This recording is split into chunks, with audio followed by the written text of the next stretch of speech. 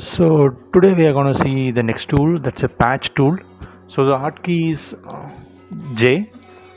So it's like you're just using selecting using the lasso selection tool. You just select whichever part you want to clean up, like a freehand tool. You can see. So after that, you just click and drag to the area where you want to sample. So that particular area where you dropped it, that will be replaced in your selection. So I used like a lasso tool, just click and drag to select, then you just click and move wherever you want to take the sample from.